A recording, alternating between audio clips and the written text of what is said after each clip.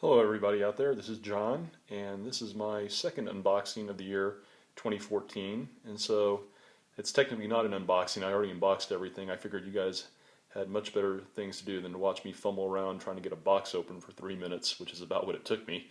So here's what I got in today.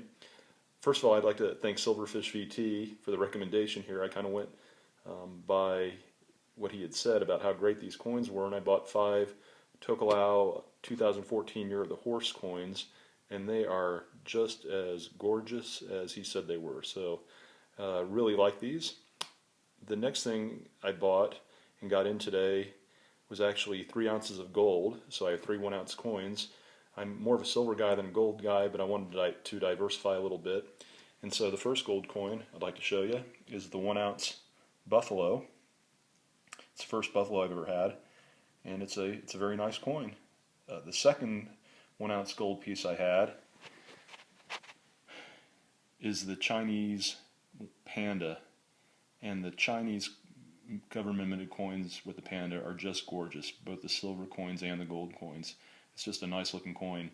And then my favorite of all that I got in today was a Krugerrand that was recovered at Ground Zero of the World Trade Center.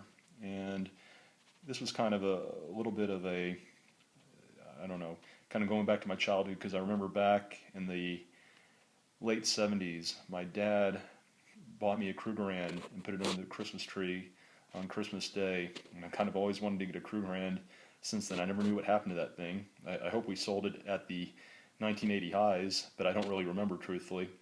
But this kind of has some sentimental value for me, because I just remember how thrilled I was when I got my first Krugerrand when I was like 10 or 11. Probably more excited than a 10 or 11-year-old should be about a Krugerrand, but that's beside the point. I'm just really thrilled with how beautiful this coin is. And that's basically my unboxing for today.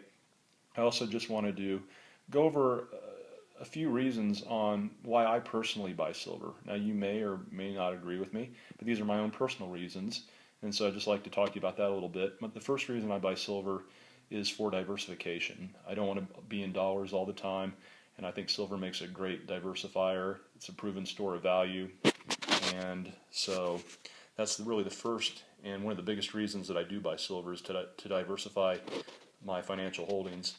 The second is, going back to the horses, you can see the designs on these new silver coins, or even the older ones, are just tremendous. I mean, they're works of art, and so just from the artistic standpoint, that you can get a beautiful 1-ounce silver coin for 25 bucks is incredible to me.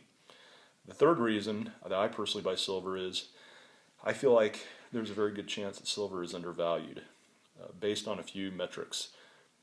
First of all, if you listen to David Morgan or some other people out there, we're getting very close to the cost it takes to mine silver out of the ground for the primary silver producers right now.